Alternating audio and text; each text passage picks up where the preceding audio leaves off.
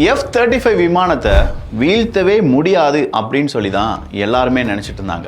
திடுதிப்புன்னு பார்த்தா ஈரான் நேற்று ஒரு ஃபூட்டேஜை ரிலீஸ் பண்ணுறாங்க. அந்த ஃபூட்டேஜினுடைய விஷுவல்ஸ்லாம் பார்க்கும்போது ஒரு விஷயம் தெரிஞ்சிருச்சு, F-35 வீழ்த்தப்பட்டு விட்டது. ஈரானுடைய ஏர் டிஃபென்ஸ் சிஸ்டம் எல்லாத்தையுமே அழிச்சிட்டோம். நாங்கள் எங்கே நினைக்கிறோம், எங்கே தரை இறங்குறோம், எங்கே குண்டு போடணுமோ ஈரானில் தங்கு தடை இல்லாமல் எங்களால் எதுவும் செய்ய முடியும் அப்படின்னு சொன்ன அமெரிக்கா ஃபஸ்ட் டைம் ஒத்துக்கொண்டார்கள். F-35 மிடில் ஈஸ்டில் சின்னதாக என்ன செஞ்சிச்சு, லேண்ட் ஆயிடுச்சு, பைலட் எஜெக்ட் ஆகிட்டாரு அப்படின்னு சொன்னாங்க. சார் அது பேர் லேண்டிங் கிடையாதான் சார், வீழ்த்தப்பட்டது அப்படின்னு சொல்லி ஈரான் சொல்லியிருக்காங்க. அப்படி என்ன F-35ல இவ்வளோ சிறப்பம்சம் இருக்குது, என்னென்ன அப்டேட் நடந்திருக்கு அப்படிங்கிறத இந்த ஒரு பதிவில் பார்க்க போகிறோம். ஸ்ட்ரைட் ஆஃப் ஹார்மஸ்னுடைய மிஸ்ட்ரி என்ன அப்படிங்கிறத கடந்த காணொலியில் பதிவு பண்ணியிருப்பேன். பார்க்காத டிபி டியூப்ஸ் அதை பார்த்துருங்க. அன்பு தமிழஞ்சங்களுக்கு தமிழ் பொக்கிஷத்தின் வணக்கங்கள்.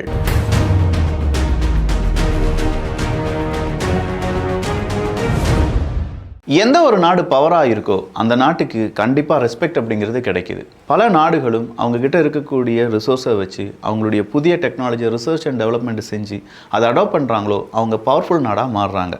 அப்படி ஒரு இம்பார்ட்டண்ட்டான டெக்னாலஜி தான் ஆர்டிஃபிஷியல் இன்டெலிஜென்ஸ். ஏஐயை பொறுத்த வரைக்கும் பிஸ்னஸ்மேன்ஸ் அவங்களுடைய பிஸ்னஸுக்காக ஏஐ பயன்படுத்துகிறாங்க. சாதாரண மனிதர்கள் அவங்களுடைய வேலைக்காகவும் ஏஐ அப்படிங்கிறத பயன்படுத்தலாம். ஒருவேளை இந்த ஏஐ டெக்கில் நீங்கள் கொஞ்சம் லேகிங்காக இருக்கீங்க அப்படின்னு நினச்சிங்கன்னா 2 தினங்கள் லைவ் ஏஐ ட்ரைனிங் கோர்ஸ் அப்படிங்கிறத நம்முடைய வீடியோ ஸ்பான்சரான அவுட்ஸ்கில் அறிமுகம் செஞ்சுருக்காங்க. இந்த 2 தினங்கள் வர சாட்டர்டே சண்டே கிட்டத்தட்ட காலையில் 10 மணிலேருந்து இரவு 7 மணி வரை 16 மணி நேரம் இருக்கக்கூடிய இந்த கோர்ஸை ஃப்ரீயாக நீங்கள் அட்டன் பண்ணலாம். 10,000 rupees வர வரும். ஆனால் அவுட்ஸ்கில் நமக்கு இதை ஃப்ரீயாக ப்ரொவைட் பண்ணுறாங்க. இந்த 2 தினங்கள் ஏஐ ட்ரைனிங் ப்ரோக்ராம் அப்படிங்கிறது இங்கே அட்டன் பண்ணும்போது என்னெல்லாம் தெரிஞ்சுக்கிடுவீங்க அப்படின்னா, how to master prompt engineering, how to automate repetitive task without any coding, how to create professional presentations, images and videos, how to develop AI agent, இதெல்லாமே தெரிஞ்சுக்கலாம்.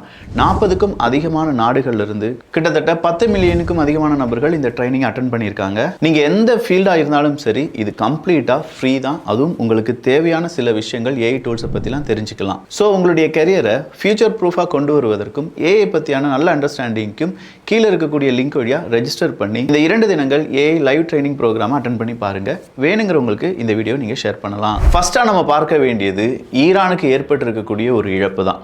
IRGCனுடைய ஸ்போக்ஸ் பர்சன் ரொம்ப ரொம்ப ரொம்ப முக்கியமான ஒரு நபர்.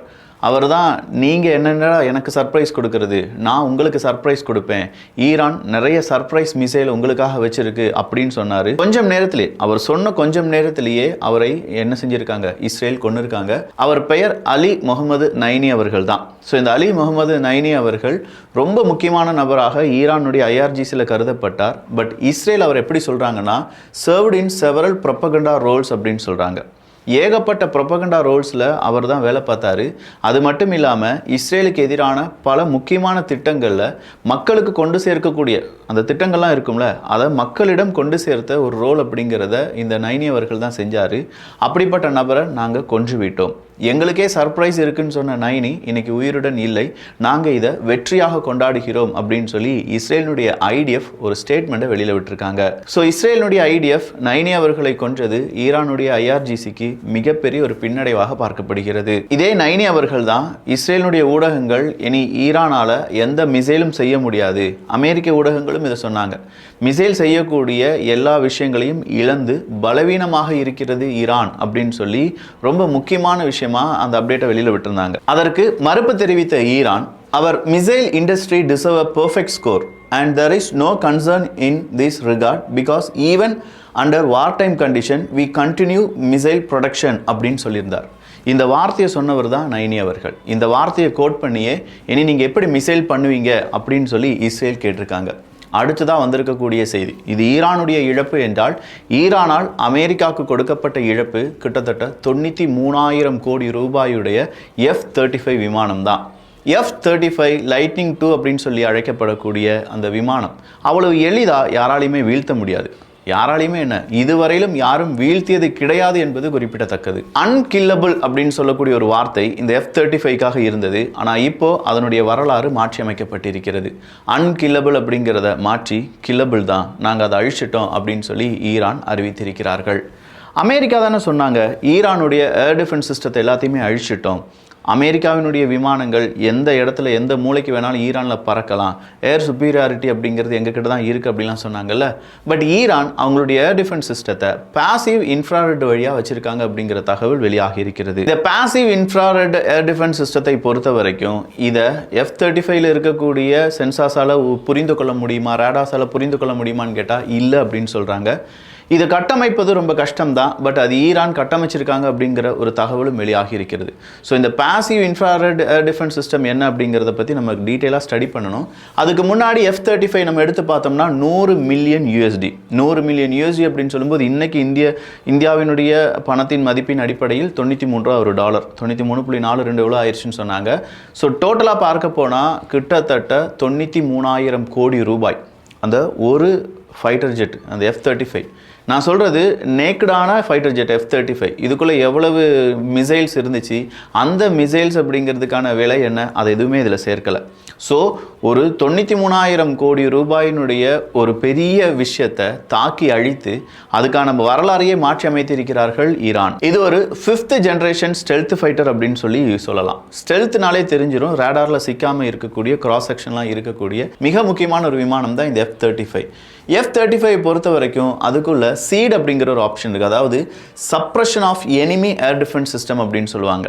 அதாவது அங்கே இருக்கக்கூடிய எதிரி நாட்டில் இருக்கக்கூடிய ஏர் டிஃபென்ஸ் சிஸ்டத்தை சப்ரஸ் பண்ணக்கூடிய ஒரு சிஸ்டமும் இந்த F-35 இருக்குது. இது இல்லாமல் F-35 பொறுத்த வரைக்கும் quarterback of the battlefield இல்லாட்டி ஃப்ளையிங் கம்ப்யூட்டர் அப்படின்னு சொல்லி அழைப்பார்கள். அதற்கு காரணம் இருக்குது. இந்த F-35 விமானம் அப்படின்னு சொல்கிறோம் பார்த்தீங்களா, இந்த F-35 விமானத்தில் அட்வான்ஸ்ட் AESA ரடாராக இருக்கட்டும், 360 டிகிரி இன்ஃப்ராரெட் சென்சார்ஸ் DAS அப்படின்னு சொல்லுவாங்க, distributed aperture system, electronic warfare system, இதிலிருந்து கிடைக்கக்கூடிய டேட்டா எல்லாத்தையுமே ப்ராசஸ் பண்ணி 360 டிகிரியில் இதை சுற்றி என்ன நடந்துட்டுருக்கு அப்படிங்கிறதெல்லாம் தெரியக்கூடிய, அதை கண்ட்ரோல் பண்ணக்கூடிய ஒரு விமானம் தான் இந்த F-35.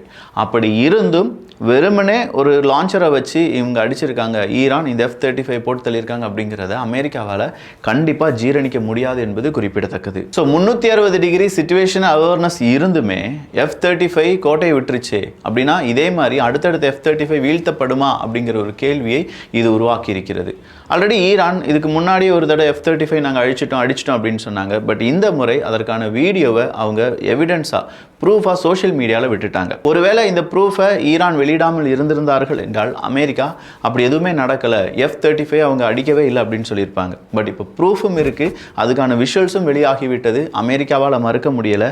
அதனால தான் அமெரிக்கா என்ன சொல்லியிருக்காங்க, எஸ் F-35 ஒன்று மிடில் ஈஸ்ட்டுக்குள்ளே விபத்துக்குள்ளானது, நாங்களே லேண்ட் பண்ணிட்டோம், பைலட் எஜெக்ட் ஆகிட்டாரு அப்படின்னு சொல்லக்கூடிய ஒரு தகவலை மட்டும் கொடுத்திருக்காங்க. அடுத்ததா இலங்கை அரசாங்கம் எடுத்திருக்கக்கூடிய ஒரு முடிவு தான். இலங்கை அரசாங்கத்தை பொறுத்த வரைக்கும் மெயின்டைனிங் நியூட்ரலிட்டி, எந்த ஒரு நாட்டுடனும் நாங்கள் சேரலை, யுத்தத்துக்கு ஆதரவாகவோ யுத்தத்துக்கு எதிராகவோ நாங்கள் கிடையாது, நியூட்ரலிட்டி அப்படிங்கிறத நாங்கள் மெயின்டைன் பண்ணுறோம், எங்ககிட்ட யாரும் வந்து உதவிகள் கேட்க வேண்டாம், யுத்தத்தை நிப்பாட்டுறதுக்கோ யுத்தத்தை தொடர்வதற்கோ யாரும் எங்ககிட்ட எந்த உதவியும் கேட்க வேண்டாம் அப்படின்னு சொல்லியிருக்காங்க. அது மட்டும் இல்லாமல் இந்தியாவை பொறுத்த வரைக்கும் கிட்டத்தட்ட 9 ஏர் ஸ்பேஸை அவாய்ட் பண்ணுங்க அப்படிங்கிற தகவலை இந்தியாவினுடைய DGCA, director general of civil aviation, அந்த அமைப்பு குறிப்பிட்டிருக்கிறது. அது எந்த ஏர் ஸ்பேஸ் அப்படின்னு கேட்டிங்கன்னா பஹ்ரைனுடைய வான்பரப்பை பயன்படுத்த வேண்டாம், ஈரானுடையது, Iraq, Israel, Jordan, Kuwait, Lebanon, Qatar மற்றும் யுனைடெட் அரப் எமிரேட்ஸ். இந்த 9 ஏர் ஸ்பேஸை உங்களுடைய விமான சேவை விமானங்கள் அவாய்ட் பண்ணணும். அப்படி இல்லைனா என்ன வேணாலும் அங்கே வரலாம், ஏன்னா நிறைய பிரச்சனைகள் ஓடிட்டு இருக்கு. ஸோ இந்த 9 ஏர் ஸ்பேஸை அவாய்ட் பண்ணுங்க அப்படிங்கிற தகவலை DGCA கொடுத்துருக்காங்க. அடுத்ததாக ரொம்ப ரொம்ப ரொம்ப முக்கியமான தகவல், ஈரான் அப்டேட் கிடையாது, நம்ம கனடா இருக்காங்கல்ல, கனடாவுக்கும் நமக்கு என்ன பிரச்சனை வந்துச்சு, ஜஸ்டின் ட்ரூடோ அவர்களை இங்கே இருக்கக்கூடிய மனிதர்கள் ரொம்ப பெருசாக மதித்தாங்க, குறிப்பாக தமிழர்கள் அவ்வளவு சிறப்பாக மதிச்சிருந்தாங்க. அப்படிப்பட்ட ஜஸ்டின் ட்ரூடோ அவர்கள் இந்தியா தான் அங்கே இருக்கக்கூடிய ஒருத்தன் கொல்லப்பட்டதற்கு காரணம் அப்படின்னு சொல்லி இந்தியாவின் மீது குற்றச்சாட்டை சொன்னாங்க. கடைசியாக இன்னைக்கு கனடாவினுடைய போலீஸ் சீஃப் என்ன தெரியுமா சொல்லியிருக்காரு, no evidence linking the Indian government to foreign interference in Canada. Foreign interference, கனடாவில் இருக்கக்கூடிய ஃபாரின் இன்டர்ஃபரன்ஸில் எந்த விதமான நோக்கமும் இல்லாமல் இந்திய அரசாங்கம் ஈடுபடவே இல்லை, அப்படி ஒரு ப்ரூஃப் நம்மக்கிட்ட இல்லை என்பதை குறிப்பிட்டிருக்கிறார்கள். இது கனடாவுக்கு எவ்வளோ பெரிய ட்விஸ்ட்னு தெரியாது, பட் கண்டிப்பாக ஜஸ்டின் ட்ரூடோ அவர்களுக்கும் அவருடைய அரசியல் வாழ்க்கைக்கும் மிகப்பெரிய ட்விஸ்ட்டாக இருக்க வாய்ப்புகள் இருக்குது. ஈரானை அடிக்கிறதுக்கு அமெரிக்கா நிறைய செலவு பண்ணுறாங்களே விக்கி அப்படின்னு கேட்டால், ஈரானுடைய டோட்டல் இராணுவ பட்ஜெட் எவ்வளோ தெரியுமா, வெறும் 10 பில்லியன். 10 பில்லியன். ஆனால் இன்னைக்கு அமெரிக்கா எத்தனை பில்லியன் ஈரானில் இந்த 20 நாள் யுத்தம் நடத்தினதில் செலவழிச்சிருப்பாங்க தெரியுமா? அது கிட்டத்தட்ட ஒரு 10-20 பில்லியனுக்கு மேலே இருக்கும்.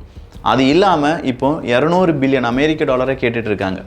ஏன் இந்த 200 பில்லியன் அமெரிக்க டாலர் அப்படின்னா, ஈரான் போர், அதன் பிறகு அமெரிக்காவினுடைய ஆயுதங்கள் புதுப்பிக்க வேண்டும், அமெரிக்காவில் இருக்கக்கூடிய மிலிட்ரிக்கு அடுத்த கட்ட நடவடிக்கைக்காக நிறைய ட்ரைனிங் கொடுக்கணும். அதனால் எங்களுக்கு ஒரு 200 பில்லியன் அமெரிக்க டாலர் இந்த மிலிட்ரி பட்ஜெட்டுக்காக, குறிப்பாக ஈரான் பேஸ்டாக எங்களுக்கு வேணும் அப்படின்னு சொல்லி கேட்டிருக்காங்க. ஆல்ரெடி 1 ட்ரில்லியன் அளவுக்கு அவங்க என்ன செஞ்சுருப்பாங்க, மிலிட்ரி பட்ஜெட்டுக்கு தனியாகவே ஒதுக்கியிருப்பாங்க. அது இல்லாமல் இப்போ ஒரு 200 பில்லியனும் கேட்டுட்ருக்காங்க என்பதும் குறிப்பிடத்தக்கது. ஸோ ஓவராலாக பார்க்கும்போது இதெல்லாம் எங்கே போய் நிற்க போகுதுன்னு தெரியலை. பட் இன்றைக்கி இந்த F-35 கில் பண்ணியிருக்கிறது ஈரானுடைய பெரிய சிறப்பு தான். ஆனால் அதுக்கு முன்னாடி நைனி அவர்களும் கொல்லப்பட்டிருக்கிறார் என்பது ஈரானுக்கு ஒரு பெரும் பின்னடைவு. அமெரிக்காவை பொறுத்த வரைக்கும் பெரிய அவமானமான ஒரு நாள். F-35 வரலாற்றில் இது ஒரு கருப்பு தினம். அடுத்த அப்டேட் என்ன அப்படிங்கிறதெல்லாம் தெரிந்து கொள்வதற்கு தமிழ் பொக்ஷம் சேனலை சப்ஸ்கிரைப் பண்ணிக்கோங்க, இல்லை நம்ம வாட்ஸ்அப் குரூப்பில் ஜாயின் பண்ணிக்கோங்க. நான் முதலே சொன்ன மாதிரி வர சாட்டர்டே சண்டே 2 தினங்கள் லைவ் ட்ரைனிங் அப்படிங்கிறது நடக்க போகுது. அதில் சைன் அப் பண்ணுறதுக்கான லிங்க் கீழே டிஸ்கிரிப்ஷனில் இருக்குது, வேணுங்கிறவங்க பயன்படுத்திக்கோங்க. நல்லதை பகிர்ந்து ஷேர் பண்ணி நல்ல சமுதாயத்தை உருவாக்குவோம். நன்றி, வணக்கம்.